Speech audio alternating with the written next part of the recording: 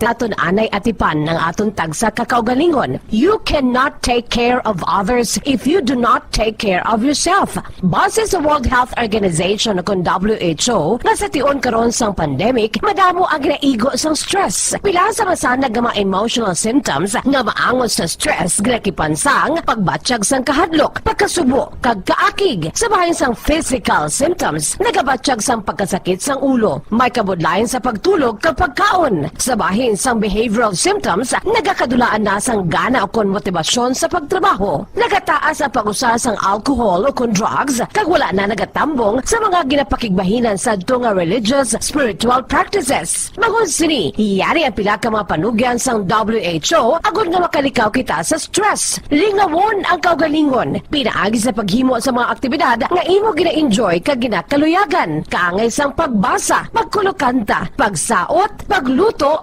gardening, kag iban pa. Mag-exercise physically every day. Magtulog sang temprano or getting enough sleep. Eat well, kag ang pinakaimportante sa tanan, magpangamuyo. Subong nga may ara sang coronavirus pandemic, isa sa pinakamabudlay nga butang amo ang idi naton makita ang aton nga kontra. Gani, dapat mangin mahinalungon kita kag nagasunod sa minimum health protocols nga ginapatuman. Magluwas dira na kay balobala kamo mga kabombo nga dapat man nga i-disinfect ang mga cellphones agud malikawan ang virus.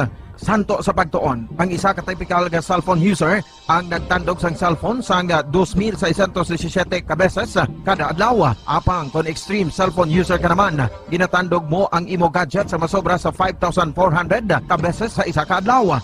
Paano i-disinfect ang mga cellphones? Una, dapat i-shutdown ini anay kagkuhaon sa case antisilimpyuhan. Sunod, bason ang tela sang tubig nga may lakot nga habon o kon rubbing alcohol. Pwede man magamit sang wet wipes nga may 70% isopropyl alcohol. Gamit ini, trapuhan ang screen, likod kag kilid sang cellphone. Siguraduhon nga wala sang moisture nga magasulod sa mga port. Syempre, limpyuhan man ang phone case antes ibalik diri ang cellphone.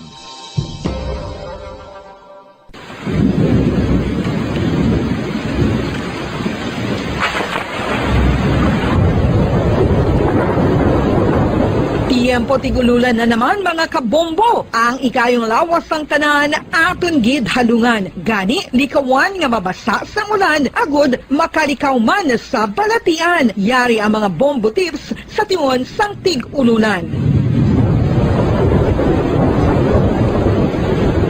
Masami nga magdalagid sang payong. Kung wala sang payong, magdala sa mga butang nga sarang makaprotekta sa imo kung maabdan sang ulan, kaangay sang raincoat ukon jackets. Likawan ang trangkaso ukon anuman nga pamalatian nga nagaguluwa sa tion sang tigululan paagi sa pagpabilin nga hindi mabasa sang ulan. Magdala sang extra towel ukon tuwalya kag mga bayo bilang ilislan agud madasig nga magmalak ing kasugid man nga mabasa sang ulan. Magpabilin sa mga lugar nga may atop o kung sarang mapasilungan samtang nagahulat sang salakyan. Likawan man nga mag-ubog sa tubig baha, ilabi na kung ikaw ang may pila sa tiil o kung din man nga bahin sang lawas. Ang ihi kag iban pa nga body fluids gikan sa mga infected nga sapat mahimo magtugas sang leptospirosis. Ang pag-angkon sang leptospirosis delikado o kung makamamatay. Sarang ini makatugas sang kidney damage, meningitis, liver failure, respiratory distress, kag ang pinakamalala, ang kamatayon. Kung hindi malikawan nga mag-ubog sa tubig baha, magsuksok sang butas.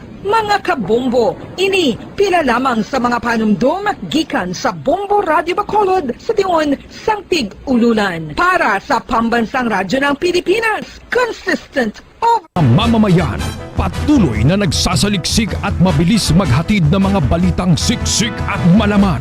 Patuloy na nangunguna sa mga issue, drama, promo at serbisyo publiko. Ito ang Bombo Radyo Bacolod, ang pambansang radyo ng Pilipinas. Fast Paradyo Bombo! Oras sa Bombo Radio Philippine Standard Time, impunto las 6 sa aga. Bombo Radyo Bacolod. Number 1! Fast Paradyo Bombo! Pilipinas, mayong aga! Welcome sa Bombo News and Views Morning Edition sa DYWB Bombo Radio Bacolod. At sa Biyernes, Nobyembre 5, 2025. Kagaron sa ito na nga mga Pangulong dinalan sa top story of the day. Presidente Rodrigo Duterte nagako nga siyang nagsugo nga patyon ang mga drug lords kag pila ka alkalde agin raid bangod sa illegal nga droga. Sa mga nagapanguna nga balita, local provincial government sa Negros Occidental, may simple nga seremonya kadungan sa al 5 de Nobyembre. Mga pamilya nga nag-evacuate bangod sa enkwentro sa mga soldado kag NPA sa Moises Padilla, nagdangat na sa 145. Mayor Bing Leonard Diaz ang Bacolod City nag-issue na sa executive order nga nag-revoke sa pagbutang sa plastic barrier sa pampubliko nga mga salakyan. Apil sa Basiwa Board of Directors sa Mando nga ibalik ang 59 ka mga empleyado nga gin-terminate, ginbasura sang CSC. Proposed 2022 budget sang Negros Occidental ginalauman nga mapasar na sa masunod nga simana. Mga anay miyembros ng gabinete nagasuporta sa presidential bid ni Mayor Isko Moreno. Samtang sa mga nagapangulo nga balita, national 10 billion nagikan sa pasobra 40 billion pesos nga pondo agin pain sa gobyerno para sa COVID supplies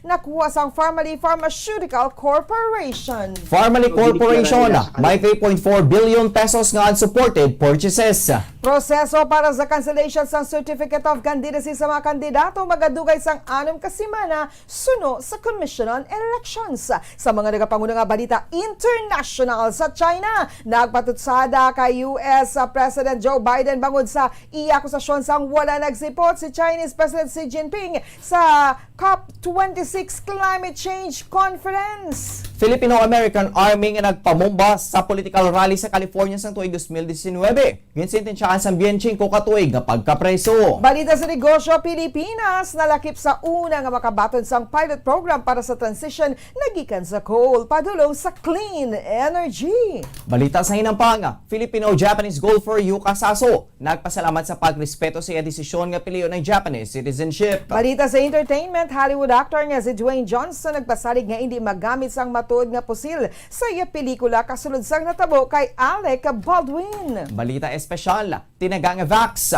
napilian sa Oxford English Dictionary bilang Word of the Year. Oras sa Bombo Radio Philippine Standard Time, 3 minutos na nakaligad sa takna ng alas 6. Saga nga man ang pag-abi-abi sa inyo. Di naman ka mga bahin sa syudad sang Bacolod, probinsya sa Negros Occidental, nga nakatutok na nakapamati. Diri sa DYWB Bombo Radio Bacolod 630 kHz sa lilisuan sang inyo mga radio kag sumuman sa mga nagapamati kag nagatan-aw worldwide paagi sa Facebook Live, sa Facebook fan page sang Bombo Radio Bacolod kag sumuman sa YouTube channel sang Bombo Radio Bacolod. Kag karon sa mga detalye na sang mga balita kaupod sang inyo mga tagbalita. Bombo Franz, Andrew Burgos. Kag Bombo Mary, Divine Grace Moreno Coelho. Sa ito na nga top story of the day sa balita nasyonal.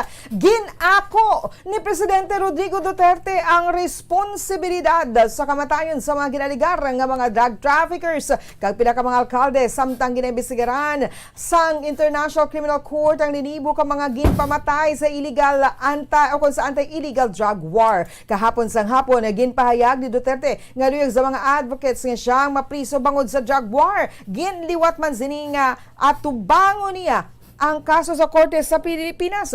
Sunod diri, wala siya sa problema kung mayara sang sala. Ginako niya ini, ginhungod man o kung hindi apang ang droga. Wala niya ini, ginahambal nga gintuyo niya ini. Kapin sa 25 ka mga local officials ang ginpamatay sa idalam sa Duterte's presidency nga nagbagatapos sa Hunyo sa masunod nga tuig. Ginliwat naman ni Duterte nga ginassume sini ang full responsibility para sa madugong ang kampanya batok sa illegal nga droga nga nagkuha sang linibo nga kabuhi. Si Duterte ang napilian sa 2016 kay sa kampanya siniya nagpromesa nga tapusan ang problema sa illegal nga droga. 6,181 ka mga tawang napatay sa masobra 200,000 ka mga anti-drug operations sa ginpatigayon sa hubalin sa 2016. So sa pila ka ulihi nga data sang gobyerno sang Pilipinas, ginabulubanta sang ICC prosecutors sa papel nga yara sa 1,200 o kon sa 12,000 tubtub 30,000 ang mga nagkalamatay. Ano bang problema nila? Bakit sila pumunta dito? Kaya I will never accept jurisdiction. Mag-ayos na ang impyerno, hindi ang papayag sa kalukuhan nila. Wala man tayong problema na meron tayong mga kasalanan. Admitted man yan, either intentionally or unintentionally. Pero yung sa droga, hindi yan talaga sabihin mo sinadya. Pero yung mga drug lords na ni-raid tapos pinatay at yung mga mayors, akin yan. Yung mga lalahat na raid, na namatay, na mayor, akin yan. I assume full responsibility. And if there's anybody who should go to prison, it should not be the police nor the PDEA. It should be me because they were acting upon my orders. Ang sinabi ko sa kanila, go out and destroy the apparatus of the drug syndicates. Pag-intindi mo ng coupled with the fact, with my pronouncement, that if you destroy my country, my only country, the Philippines, kung sirain mo, talagang papatayin kita. Huwag na tayo magbulahan dyan. Si Presidente Rodrigo Duterte. Oras sa Bombo Radio Philippine Standard Time, 8 minutos na ang nakaligad sa taknang alas 6 sagas. Tayo kita sa mga detalye na sa mga nagapanguna nga balita lokal. May simple nga seremonya nga paghahiwato ng provincial government sa provincial capital subong adlaw, kadugan sa ika-123 nga anibersaryo sang al 5 de Nobyembre. Sa Provincial Administrator Attorney Refrando Diaz, alas 8 sang aga, may patigayon nga simple nga seremonya samtang maghiwat naman sa awarding alas 6 sa sang gabi sa Social Hall. So kay Diaz, paghatagan sa pasidugog ang mga local government units, nagkalain-lain nga departamento kag ahensya subong man pila ka mga individual. Gindugang man sini ang pagafokusan among mga sektor kag grupo nga nagbulig sa pagpakigbato sa COVID-19 pandemic. Ang nasabit ka mga programa ang pagapangunahan ni Governor Eugenio Jose Bong Lacson, samtang may patigayon man nga replay sa hitabo 123 katuig nang nakaligad sa Bago City kag syudad sang Silay. I think ang iyan ni Governor Bong Lacson nga focus is really sa teams nga nagbulig kung nagbuilog sa aton nga pagpakigbato against COVID. Ang morning, may 8 o'clock kita program, 6 o'clock may ang awarding sa Social Hall. Ang kabay sa pagbahayag ni Provincial Administrator Attorney Refrando Diaz. Kabugusan nga 145 ka pamilya kag 834 ka mga individual ang nag-evacuate matapos ang enkwentro nga nagluntad sa tunga sa 62nd Infantry Battalion kag 79th Infantry Battalion batok sa New People's Army sa Miyerkules sa Sitio Tios sa Barangay Quintenremo, Moises Padilla, Negros Occidental, kung sila 2 ka mga soldado ang napatay. Sa interview ng Bombo Radio kay Mayor Ella Yulo, ginpahayag sini nga 79 ka pamilya kag 75 ka mga individual ang nag-evacuate sa Sitio Binataan, sa kagatos ka pamilya kag 687 sa Sitio Napuruhan, Barangay Tibubong, 13 ka pamilya kag 57 ka individual sa Sitio Uway-Uway, kag 3 ka pamilya kag 15 ka individual sa Sitio Santos. Suno kay Yulo, may ginapanagtag naman ang local government unit nga food packs kag bugas para sa evacuees. Nagpadala naman sang suportang provincial government. Suno sa iya, 2 ka mga inspilahan ng ginhimo evacuation center. Kagaminado ini nga mabudlay ang pagdulog sang pagkaod sa mga iniya. Nagpanugyan ng alkalde sa mga pumuloy nga magbuligay kag magpangamuyo, samtang nagapanawagan naman ini sa mga rebelde nga magbalik na sa sabak sang gobyerno. Tumanda nga evacuee mo mga muyo kita no kay hindi ka mapaksa ng simpo kag hopefully nga mataway lang ang tanan kag kapay pa as soon as possible makabalik na kamo sa inyong mga panimalay. Ang ara sa din padala nga para lang siyan hopefully nga matapos ni sa madali nga tingko. Nabatian si Moises Padilla Mayor Ella Yulo. Nagpagwa na si Mayor Evilio Bing Leonardia sa Executive Order number 52 nga nagamando sang pagkakasang requirements sa paggamit sang non-permeable o plastic acetate barriers para sa tanan nga pampubliko nga transportasyon sa syudad sang Bacolod. Ang plastic barrier ang nagasiguro nga maobserbar ang social distancing ang hindi na kinahanglan sa mga pampubliko mga transportasyon nga nagabiyahe sa syudad. Sa tinalikdan nga daw, nagpagwasang mando ang Department of Transportation nga palusuna ang plastic barrier sa mga POV sugod Nobyembre 4. Apang ginpanindugan naman sa pila ka mga PUJ drivers sa Bacolod nga wala pa nila ginkakasang plastic barriers bangod wala pa sang mando ang local officials angot sa pagkakasini kag sila ang nagakangawa nga madakpan sa mga pulis kag mamultahan. Sa idalom sa executive order ni Leonardia, hindi na required ang pagbutang sa barrier sa tanan nga public transportation nga nagabiyahe sa syudad kag sa mga nagasulod sa Bacolod. Gindinay sa Civil Service Commission Regional Office ang motion for reconsideration nga ginfile sa mga Board of Directors ng Bacolod City Water District o kun Basiwa. Tuy sa pagpa-reinstate sa 59 ka mga empleyado nga gin-terminate sa Disyembre tuig 2020. Sa interview sa Bombo Radio kay Attorney Ray Gorgonio, ang legal counsel sa Basiwa employees, kapo nakabaton siya sang kopya sang desisyon sa CSC sa pag-denied sa pag-terminate sa mga empleyado sa Water District kag dapat ibalik ang mga ini sa trabaho. Sunod riya, dapat nga reinstate na ang mga empleyado magluwas lamang kung mag-file pa ang BOD sa petisyon sa CSC Central Office. Nag-file motion for reconsideration yung Board of Directors. Civil Service Commission Region 6 has issued a decision denying the motion for reconsideration. Worst pa da is, sinestel nila kasi yung 9 na empleyado na nag-appeal sa kanilang decision for to terminate them from employment. Nabatian si Attorney Ray Gorgonio, ang legal counsel sa Basiwa employees. Samtang nagapasalamat naman ang presidente sa Basiwa Union of Employees sa nanging desisyon sa CSC Regional Office. Sa interview sa Bombo Radio kay Lene Espina, kahapon man ang ikanapulo nga anibersaryo sang pagpahalin sa ila sa trabaho. Bangod hindi ang natabo sang Enero 4 tuig 2021. Sunod sa iya ining nagapakita nga ang CSC mismo amo ang salandigan sa mga empleyado sa gobyerno kag nagaprotekta sa ila kinamatarong. Sunod ka Espina, tuman ang ila pagpangabudlay isang pila ka tuig agod mangin empleyado sang gobyerno. Apang bangod lamang sa joint venture agreement sa Prime Water. Palinon sila gihapon. Sunod riya, dapat lang tawon man kung nangin madinalago ng JVA nga ginsudlan bangod mas naglala ang sitwasyon sa karon. Gindugang man sini nga bilang mga BOD nga gin-appoint sang alkalde. Sila dapat ang magpangapin sa mga empleyado kag mga tawo. Nagpanawagan man ini kay Mayor Bing nga mo ang nag-appoint sa BOD tuhoy sa manifesto nga ilagin pasa sa Setyembre. Apang tutob sa karon wala pa sang sabat nagikan sa alkalde. Nagpasalamat una kami gali sa CSC John nga nagsabat sila insigida gid. Dako nga pasalamatan. Imagine ika-10th month anniversary namon subong sa pagpalin sang Basiwa Board. January 4 kami mo. Dira naton makita ang sakabudlayan gani namon grabe nga sakripisyo kay titungod nga nagabudlay man balak ng kisa Bombo Pons kung gatindog ta sa matuod-tuod gid nga sitwasyon. Nabatian si Lene Espina, ang presidente sa Basiwa Union of Employees. Oras sa Bombo Radio Philippine Standard Time, 13 minutos na nakaligad sa tak ng alas 6 sa aga. Sa iban pa nga balita lokal, nagpain ang City Government sang Bacolod sang pondo sa dalom sang proposed 2022 budget para sa professional allowances kag fuel allowance sa mga kapolisan. Sa interview sa Bombo Radio Bacolod kay Bacolod City Councilor Cindy Rojas, ang chairperson sang Committee on Finance sa Gunang Panlunsod, may ginpain nga appropriation sa dalom sang maintenance and other operating expenses kag gining paggagamiton para sa additional allowances kag benefits sa mga judges, prosecutors, public school teachers sa elementarya kag high school kag national government agencies nga station sa Bacolod.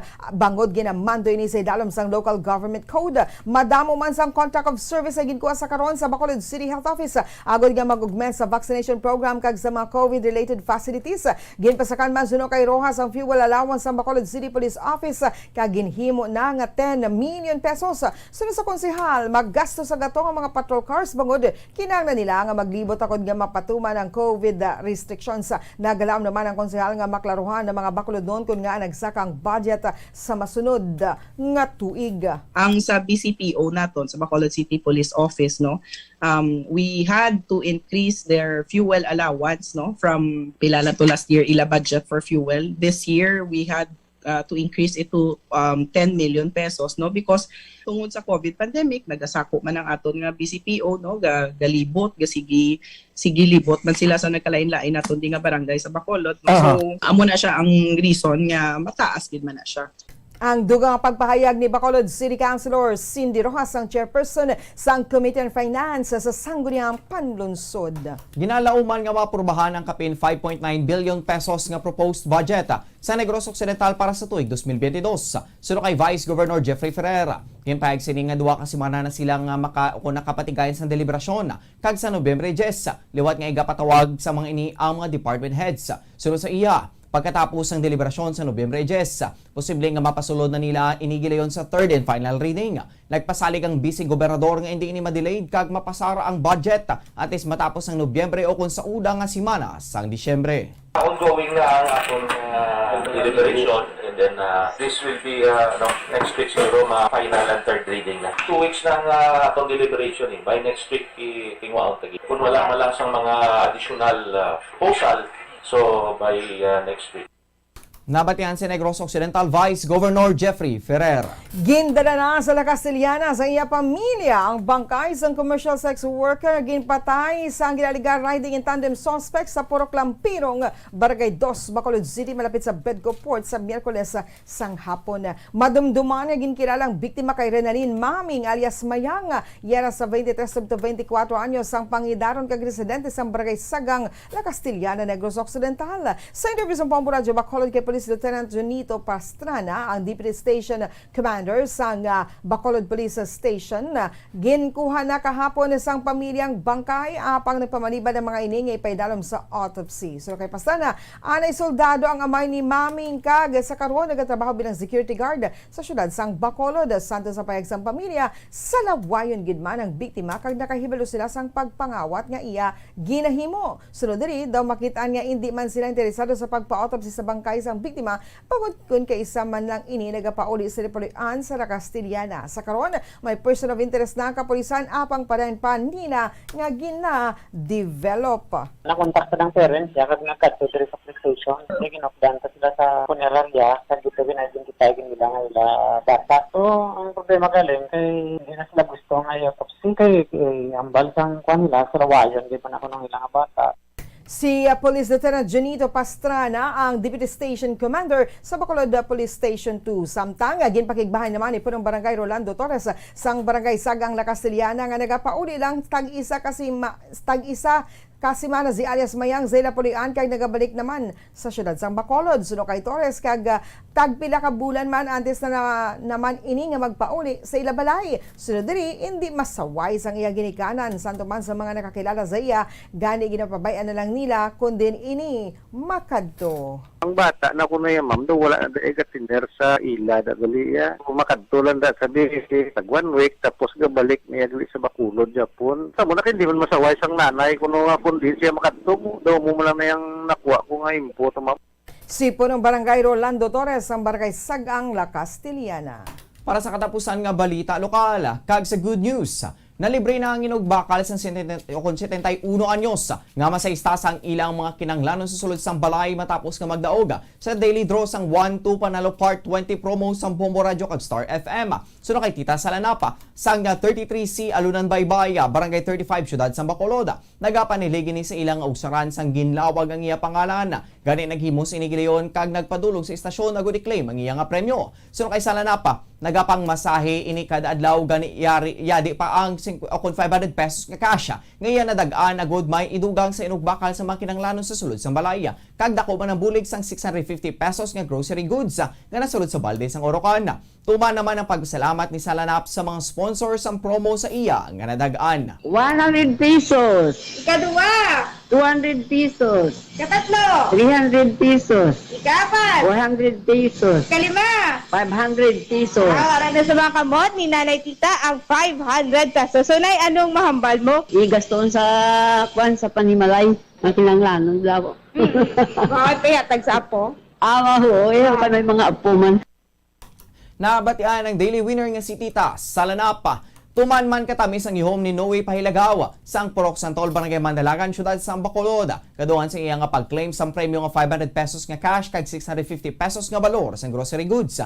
Sunod diriya, kalingawa na sini ang pagpasakop sa mga promo sa Bombo Radyo. Bisan nagatrabaho ini sa utility services sang mall sa Bacolod. Si Pahilagawa mismo ang nakabati isang ginlawag ang iya pangalan bilang winner. Bangod nagpahuway-huway na ini matapos magpanyapon.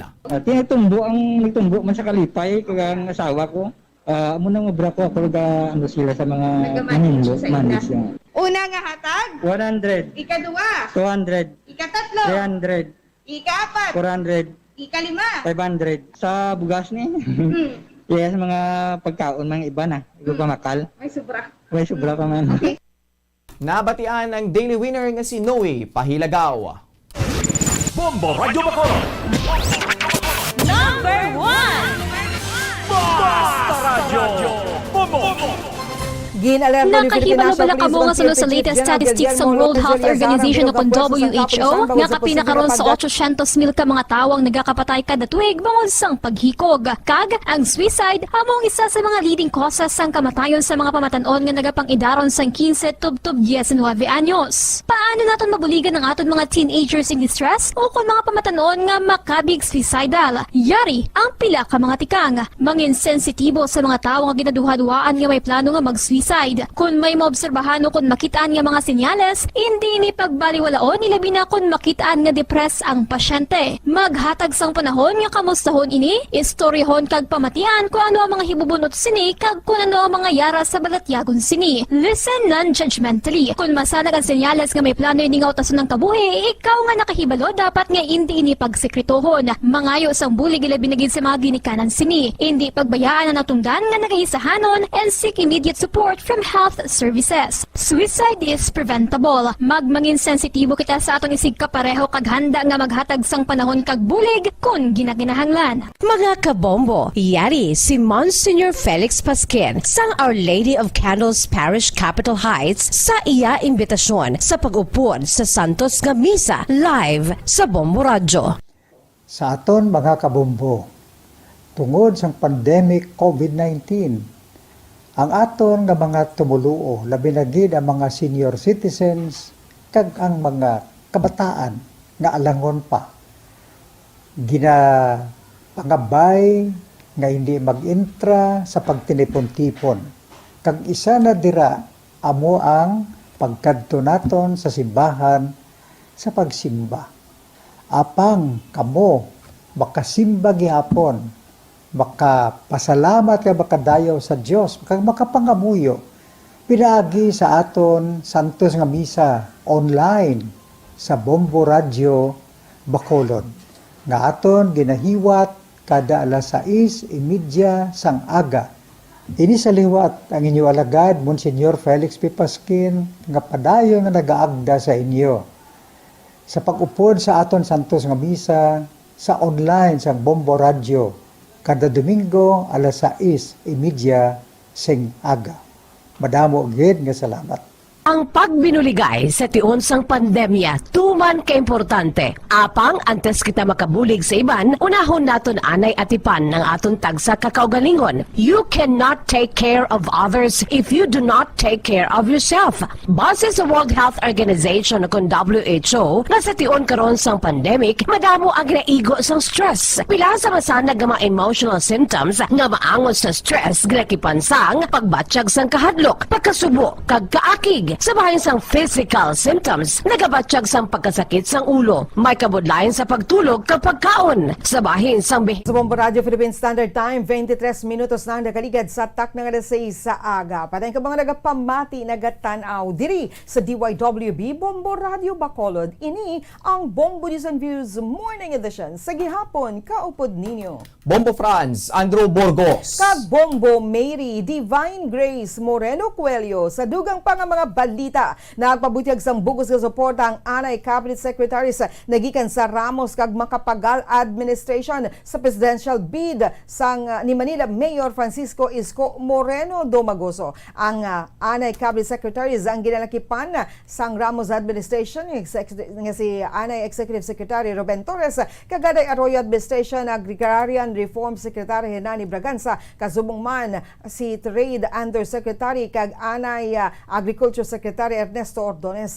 Ang tatlo ka mga cabinet members ang nagpadulong sa Manila City Hall agod magpabutiag sang ilang bugos na suporta sa likod sa ni Mayor Isko kag ang running mate siningid si Dr. Willie Ong. Samtang sa Agriculture Secretary Leonardo Montemayor ang nag-aupo sa Zoom meeting agod magpamangkot kay Moreno sa plano sini para sa agriculture sector kunini ang mangin presidente. Siya ang ginupdan ni Bong Insyong, ang presidente sa United Broiler Raisers Association kon Ubra, kag Danilo Fausto ang national chairman sang Dairy Confederation of the Philippines. Oras sa Bombo Radio Philippines Standard Time, 25 minutos na nakaligad sa takna ng alas 6 sa aga. Karon sa kita sa mga detalye na sa mga nagapanguna nga balita nasyonal. Nakuha sang Pharmally Pharmaceutical Corporation ang 26.39% o kung mas sobra sa 10 billion pesos sang 41.46 billion pesos nga pondo sang gobyerno agod nga ibakal sang COVID-19 supplies sa kay Opposition Senator Franklin Drilon. Sa nagapadayon nga investigasyon sang Senado sa pagbakal sa medical supplies,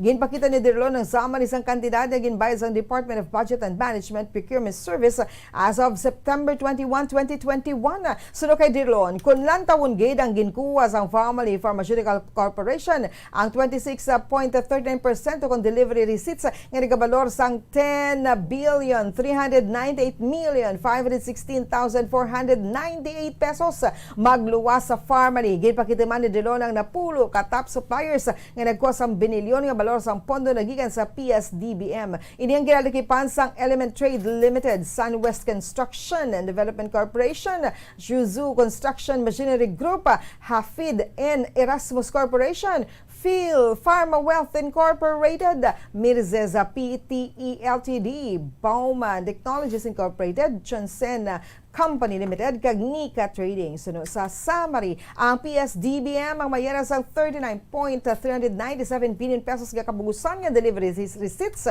sang 41.46 transferred funds ginagikan sa Department of Health. Ginpakigbato ni Drilon ang pagcheckar sang income returns sang suppliers nga nakita sini ang tax due sa Bureau of Internal Revenue sang 2020 nga ginwithheld sang PSDBM sa Commission on Audit Reports.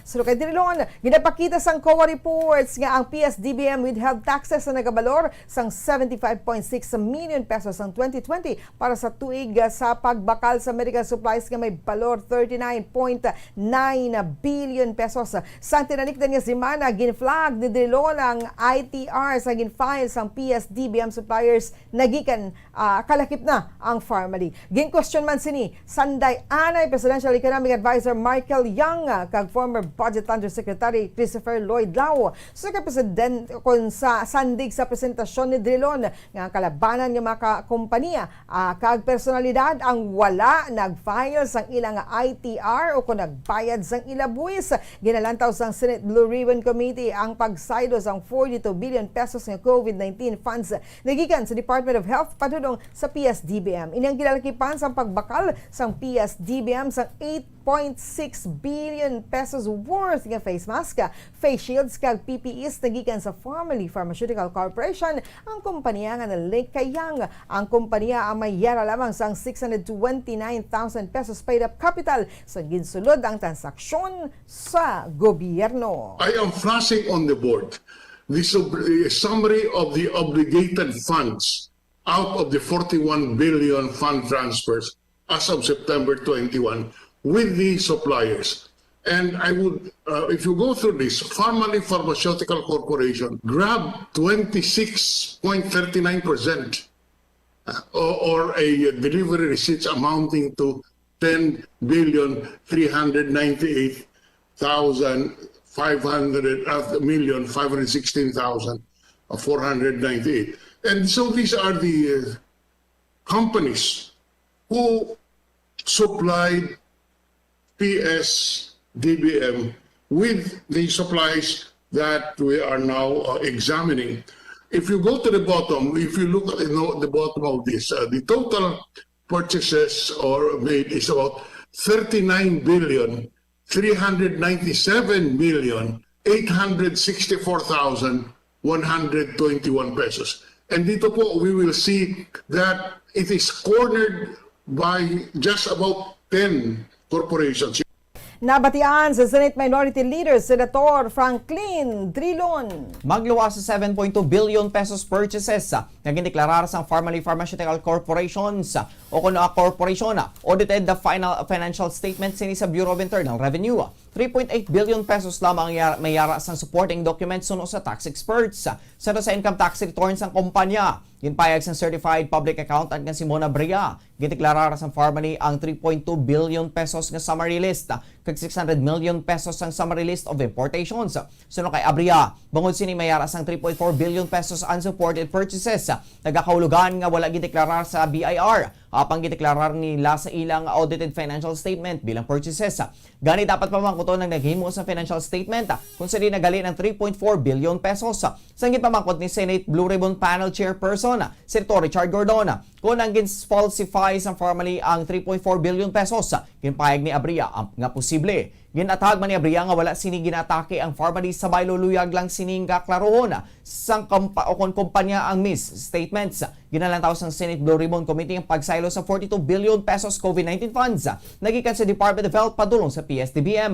Ang kumpanya ang mayara lamang sang 625,000 pesos paid up capital sang ginsulod ang transaksyon sa gobyerno. 3.2 billion lamang po ang mayroong ang nakadeklara sa BIR at bilang kanilang purchases. Tulad po na nabanggit nyo kanina, sa 3.2 ibig sabihin sa 3.4 billion ay hindi nakadeklara kay BIR pero diniklara nila sa kanilang audited FS bilang purchases, Mr. Chairman. Kaya po siguro dapat po ang tanungin po natin yung gumawa ng FS, saan ang galing yung 3.4 billion dahil sa kanilang summary list of purchases, 3.2 billion lamang at sa kanilang summary list of importations mula sa Bureau of Customs, nasa 600 million lamang po ang importation. Lumalabas, 3.8 billion lamang po ang na-report sa BIR. Nabatian si Mon Abria, Certified Public Accountant. Ginpayag sa tagpamabas ng Commission on Elections sa COMELEC nga si Director James Jimenez nga ang proseso sa pagresolbar sa petisyon para sa kanselasyon sa Certificates of Candidacy ang kinahanglan sa anong kasimana. Gidatag ni Jimenez nga ang proseso kung paano ang poll body mag-resolve sa petisyon na ginapanawagan sa kanselasyon sa COC. Ginpayag sini ang petisyon ang una nga i-raffle sa isa ka COMELEC division nga sa uli magapagwas ang summons. Suno kay Jimenez, ginhatagan sini sa 5 kadlaw agud nga magsabat ang tatlo kadlaw agud nga magpasa sang memoranda apang ang 5 kadlaw ang nagadepende kung sano mabato ng abiso. Gipag ni Jimenez nga mapadala sila sang notice kag base sa badason nga semana o kon base sa masunod nga semana mag-raffle sila kung mag-raffle sila gani mahimo nga maglabot sa anom ka semana ang proseso. Ini ang kasunod sa pag-file sa mga petition sa COMELEC sa pagkanselar sa Certificate of Candidacy na Senador Ferdinand Bongbong Marcos Jr. para sa pagpadalagan bilang presidente sa 2022 elections bangod sa giniligar nga misrepresentation. Suno kay Jimenez nga magluwas sa ginfile batok kay Marcos ang poll body na nagauyat man sa pila ka mga petisyon batok sa kanselasyon sang COC. Ginpayag naman ni Jimenez nga napagadesisyonan na sang COMELEC ang bangka kung nilakip na ang pangalan ni Marcos sa balota kung ang COC sini ang kansidado kag magapapili nga mag-aapilar ini. Ginalauman niya umpisahan ang pag-imprinta sang balota sa tunga-tunga sang bulan sang Disyembre. Para sa katapusan nga balita nasyonal, gindeklarar ni Senator Manny Pacquiao nga determinado ini sa pagpadalagan bilang presidente. Kag sakron ginapamalibaran ang ideya nga mag-withdraw sang iya candidacy agud bangin running mate ni Vice President Leni Robredo para sa 2022 elections. Suno kay Pacquiao, bugos na ang desisyon sini kag padayon na siya kag hindi na ini mag-isol siya pagpadalagan na. Matuod nga pagbago ang luyag sini nga himuon sa pungsod kag hindi puro pamulitika. Una naman nga ginpahayag ni Pacquiao nga wala sini ginapakanubo ang posibilidad nga mag-team up kay Robredo sa palabuton nga pagpinili ay samtang ang period sa substitution ang bukas. Samtang ang kampo naman sa nga Vice Presidente nga ang tandem nga ila nga ginatutukan ang Robredo kag ang running mate sini nga si Senator Francis Pangilinan. Sunod sa kampo, ginatutukan nila humalin sa Oktubre 8 ang Robredo Pangilinan tandem. Yun pa Manny Pacquiao nga luyag sini nga mangin inspirasyon para sa public service magluwas sa bilang World Boxing Champion. Nag-file ang senador sa Certificate of Candidacy para sa presidenta o kung sa presidency sa October 1 o kung sa October 1 kaupo ng buhay party list representative nga si Lito Atienza bilang running mate siniya. Sunod pa diriya nga magapadalagan siya sa idalom sang PROMDI, Probinsya Muna Development Initiative, party kag hindi sa PDP laban bangod sa nagapadayon nga hindi pagintindihanay. Sa tunga sang faction sinikag sang faction nga ginapangunahan ni Energy Secretary Alfonso Cusi nga na-align kay Duterte. Oras sa Bombo Radio Philippine Standard Time, 35 minutos na nakaligad sa Technical Saga. Saylo kita sa mga detalye na sa mga nakapangunang balita international. The COP26 or 2021 United Nations Climate Change Conference Update. Sa Glasgow, Scotland, ginpatud sa dahan balik sang China sa US President Joe Biden matapos ginkritisay sa ginakusaran ng Beijing sa hindi pagpakita sang leadership matapos nga si Xi Jinping ang wala magtambong sa make or break COP26 United Nations Summit sa Glasgow. Si ang nagapamuno sa pinakadako nga nagpagwa sang greenhouse gases nga responsable sa climate change. Ang wala nagwa sa China humalin sa nagumpisa ang COVID-19 pandemic kag wala nagupod sa mga world leaders para sa COP26. Ginlunsyar sang Martes ni Biden sa makahanga kritisismo ang Chinese kag Russian leaders matapos nga wala nagtambong sa summit. Ginmuno man ni Xi ang Washington sa pagdugang sang United States nga nag-pull out sa Paris Agreement sa idalom sang predecessor ni Biden nga si Donald Trump. Nagdugas ang kahangawa sang global climate governance kag sang pagpatuman sang accord kung sa diin nagapangayo pa man sang pasaylo si Biden sa desisyon ni Trump. Sa Estados Unidos, ginsentensyahan ng Filipino-American Army veteran nga nagtanom sa bomba sa political rally sa Long Beach, California sa 2019 sang 25 katuig na pagkapreso. Sunod sa US Department of Justice, sa August 11, si Mark Steven Domingo, 28 anyos ang gipamatbatan nga guilty sa 1 count sang paghatag sa material support sa terorista kag isa ka count sang attempted use of a weapon of mass destruction. Ang sentensya ang ginpapanaog sang November 1. Naaresto si Domingo sang April 2019 matapos nga nadiskubrihan ini nga nagapabutyag sang suporta para sa ginamo. Labi nang tinutuyo nga violente nga pagpangatake sa mga Muslim kag willingness nga mangin martir. Kag sa katapusan na nga balita international sa Nigeria, nagdangat na sa 36 ang death toll matapos nga marumpag ang building sa nababaw nga lugar sang Lagos, ang kapital sa Nigeria sunod sa emergency services. 21-story building sa Ikoy District ang narumpag sang Lunes kung sa diin na trap ang dinusena nga mga empleyado. Suno kay Femi Oke o Sanyetulo, General Manager sang Lagos State Emergency Management Agency, sa mga nagkalamatay, 33 ang mga lalaki kag 3 ka babae nagkumpirmar nga mga nagkalamatay. Gipayag sang emergency services nga 22 ka mga lawas kag ang nasapuan apang madamo pa ang nagdugang. Ginatumod pa sa karon ang gintunaan sang pagkolaps sang building apang nagmando ng otoridad sang investigasyon. Para sa aton nga business news, nagupod ang India, Indonesia kag ang Pilipinas sa South Africa bilang una nga makabaton sa multi-billion-dollar pilot program nga may tinutuyo nga panubuan ang transition nagikan sa coal power kag clean energy. Sunod sa Climate Investment Fund sa CIF, ang 4 ka mga pungsod ang responsable sa 15% sa global emissions nga naangon sa coal, ang pinakahigko nga fossil fuel. Ang pagdulas ng emissions ang madasi nga makabulig sa global effort para sa net zero carbon emissions sa 2050. Ang key goal sang nagapadayon ng United Nations COP26 Climate Summit in Glasgow, Scotland. Para sa aton nga foreign exchange rate, ang isa ka US dollar may balong 50 pesos and 54 centavos. Ang isa ka Singaporean dollar may balong 37 pesos and 50 centavos. Ang isa ka Hong Kong dollar may balong 6 pesos and 49 centavos. Ang isa ka euro may balong 58 pesos and 70 centavos. Kag ang isa ka Saudi Arabian rial may balong 13 pesos and 47 centavos. Kag para sa aton nga mga presyo sa gatong pakangay sa nga produkto sa petrolyo nagikan sa Shell, Caltex kag Petron stations. Ang andi din nagabalor sa 61 pesos and 35 pesos, tubtob 65 pesos and 29 centavos. Kag ang premium nagabalor sa 62 pesos and 35 centavos, tubtob 66 pesos and 79 centavos. Kag ang diesel nagabalor sa 48 pesos and 80 centavos, tubtob 51 pesos and 55 centavos. Para sa aton nga sports news, ginkumpirmar sang golfer nga si Yuka Saso nga ginpili sini Japanese citizenship ang unang nga report sa pila ka mga Japanese media outlets kahapon. Sa pahayag sa Filipina-Japanese golf star, nga ginaumpisahan sini proseso ang pagkuha sa Japanese citizenship sa idalom sang Japanese nationality law. Bango ng mga nagauyat sang dual citizenship ang magapili sa isa ka nationality nga mag-edad sang 22 anyos. Sunod kay Saso, isa siya ka Pilipina nga ginbudag sa Pilipinas. Sang haokon nga ginbudag sa Pilipinas sang Hapon nga amay kag Pinoy nga Iloy. Siya ang ginpadako sa Pilipinas kag sa Japan. Ginapabugal man sa inihang dual heritage kang hindi ini magbago.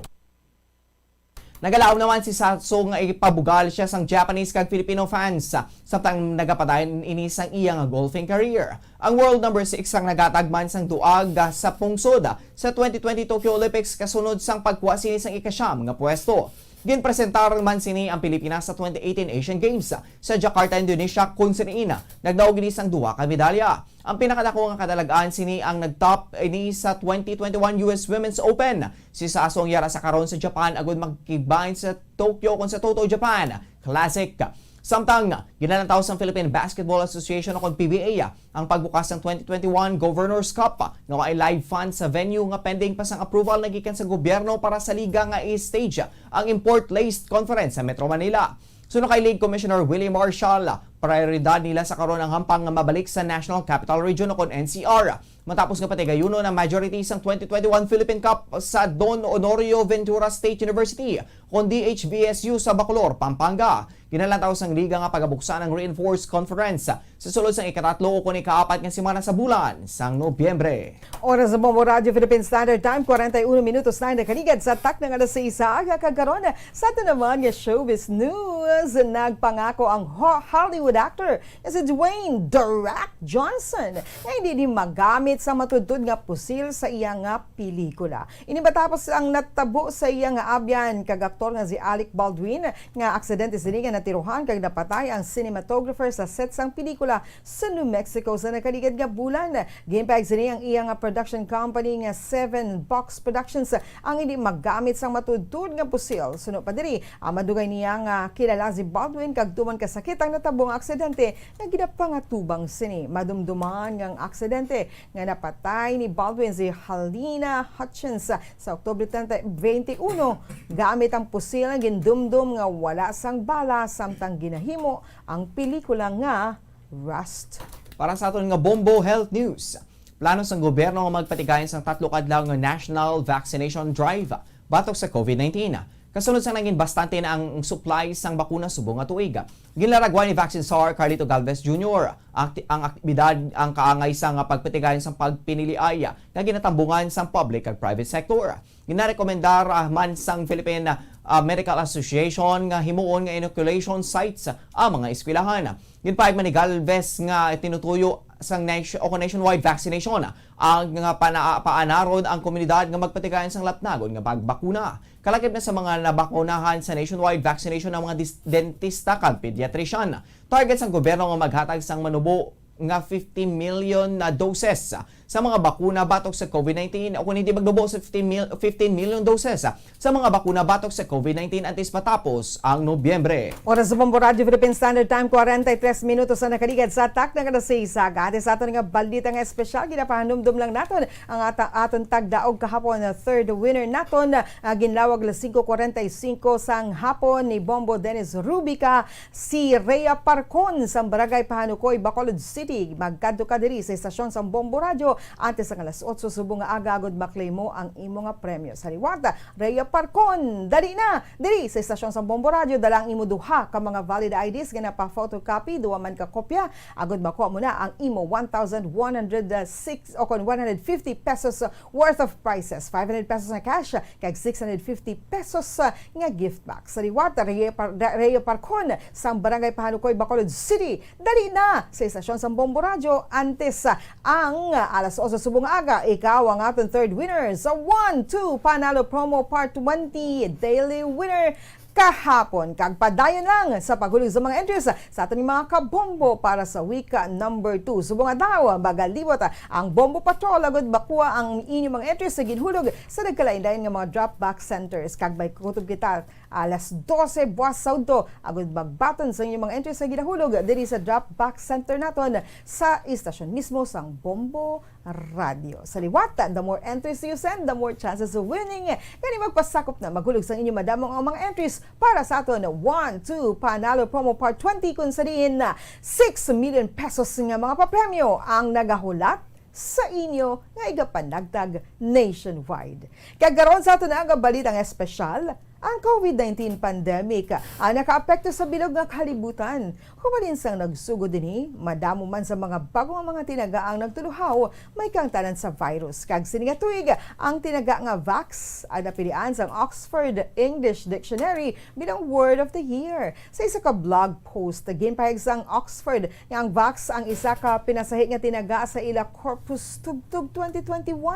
Sa Setyembre, gingamit ang ini nga tinaga sa mazobra 72 ka beses kung ipangid sa kangay nga petsa sa nagligid nga tuig magduwas diri pilaman ka mga informal derivatives ang sang nasambit nga tinaga ang nahimo sang publiko. Santo sa report sang Oxford nagikan sa Vax sites kag Vax cards tugtog sa pagpa-vaxed kag fully vaxed. Wala na sang iban pa nga tinaga nga makalaragway sang atmosphere sini nga tuig sang sa Vax. Hindi na ni makabig na makakilibot bangod mas agresibo ang pag-roll out sang COVID-19 vaccines sa sininga tuig sa nagapadayon nga pandemic. Sa tinalikdan nga tuig, wala sa maginpiling nga Word of the Year ang Oxford bangod sunod sa ila ang 2020 ang tuig nga hindi malagragway sa isa lamang katinaga. Oras sa Bombo Radio Philippine Standard Time, 45 minutos na nakaligad sa tak ng alas 6 aga. Kagsato naman nga balita o kung lakat sang panahon. Alas 3 kayo na sang kagahon ng low pressure area o LPA. Ang ulihin nga nakita sa 60 kilometers east sang Katarman, Northeastern Samar. Ang northeast monsoon ang nag-aapekto sa Luzon. Ang Visayas, Albay, Sorsogon, Catanduanes, Masbate, Mindoro provinces kag Palawan. Maka-eksperyensya sa magulugalumon nga kalangitan nga may lapta-lapta nga pag-ulan kag pagpanaguog dala sang low pressure area kon shear line. Ang Mindanao maka-eksperyensya sa magulugalumon tubtub magalumon nga kalangitan nga may tumalagsaon nga pag-ulan o kon pagpanaguog dala sang localized thunderstorms. Ang Metro Manila kada bilin nga bahin sang Luzon maka-eksperyensya sa magulugal-umon tubtob magal-umon nga kalangitan nga may tumalagsaon nga pag-ulan dala sang northeast monsoon. Ang northern kag eastern section sa Luzon kag eastern section sang Visayas may makasarangan tubtob mabaskog nga hangin nga magahuyop sa laminhada sidlangan.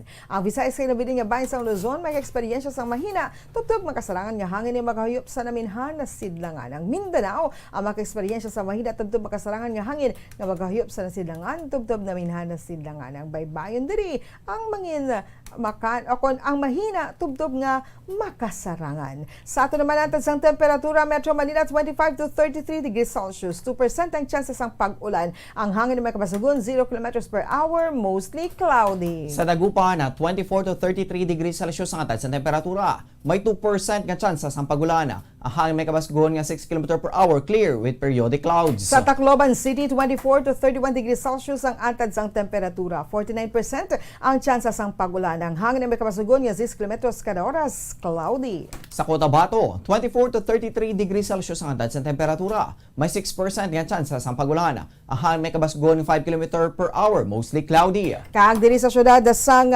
Bacolod, 24 to 29 degrees Celsius ang antad sang temperatura. 72% ang chances ang pag-ulan. Ang hangin na may kabasagun nga 3 km kada oras, cloudy. Ang adlaw nagbutlak la 5:40 kainas ang kagahon kag bagatunod la 5:23 karon sa Kasisidmon. Oras sa Bombo Radio Philippine Standard Time, 48 minutos na nakaligad sa tak ng alas 6 sa aga. Inibatian ang mga balita kag gindulong sa inyo sa Bombo News Team sang DYWB Bombo Radio Bacolod. Sa subawa daw sang Biyernes, Nobyembre 5, tuig 2021, al 5 de Nobyembre sa Bugos nga Negros Occidental. Sa ato naman yung Christmas Countdown, 50 days to go before Christmas. Ini ang Bombo News and Views Morning Edition. Kag kami ang inyo nangintag balita. Bombo Franz, Andrew Burgos. Kag Bombo Mary Divine Grace Moreno Coelho para sa Pambansang Radyo ng Pilipinas. Consistent overall number 1 sa Bacolod. Basta Radio! Bombo! Kag sa ito na nga Bombo News Analysis, ang ipadala sa isa kamaukod nga tagpalamatis ang Bombo Radyo Bacolod. Ini ang ginbasa ni Bombo Daniel Ixones, may tigulo, klima. Representante sa mga kapungsuran nagtililipon agud istoryahan. Ang isa pa kapalaligban, pangkalibutan. Ini ang magasubra pa sa pandemya nga aton agyan, climate change, labing makahalalit sa tanan. Nagtuga ini sang abnormalidad sa aton klima nga sa aton nagasablag, bagyo sa tig-ilinit nga panahon, pagpaang sang palibot, hindi halandumon. Bangod sang sining abnormalidad, sa palabuton madamo ang magausdang nga mga syudad. Minilyon ka mga katawhan ang magkalalitan, sobra pa ini sa coronavirus nga dalitan. Climate change kita man ang may kaymuan, palibot aton man ginkamasaan, wala untat nga pagpangpulod sa kakahuyan, pagbugas ang aso sa palibot, wala man ginalimitahan. Climate change ang gintuga, sang ozone layer nga may buho na, hindi na lubos makapangapin sa aton kalibutan, tugas sa silak sang adlaw nga makatalagam. Kung hindi kita maghagan-hagan sa pagkamasa sa aton kalibutan, maabot ang adlaw nga wala na kita sang istaran, kamatayon sa aton ang ituga sining kalibutan. Ang ini ang pangunauna nga pananawan ang ginpadala ni Julio Gasindo sa Barangay Tangob, Bacolod City. Sa mga tagpalamati sang Bombo Radyo Bacolod, pwede man kamo magpadala sang inyo panghuna-huna kag pananawan sa Bombo News and Views Morning Edition. Care of DYWB Bombo Radyo Bacolod, CBS Development Corporation Building, Lacson Street, Mandalagan, Bacolod City. O kung pinaagi man sa email address sang Bombo Radyo Bacolod, bombo_bacolod@bomboradyo.info. Subong nga mayara sang coronavirus pandemic, isa sa pinakamabudlay nga butang amo ang idi naton makita ang aton nga kontra. Gani dapat mangin mahinalungon kita kag nagasunod sa minimum health protocols nga ginapatuman. Magluwas dira nakaibalo-bala kamo mga kabombo nga dapat man nga i-disinfect ang mga cellphones agud malikawan ang virus. Santo sa pagtuon, ang isa ka typical nga cellphone user ang nagtandog sang cellphone sang 2,617 ka beses kada adlaw. Apang kung extreme cellphone user ka naman, ginatandog mo ang imo gadget sa masobra sa 5,400 ka beses sa isa ka adlaw.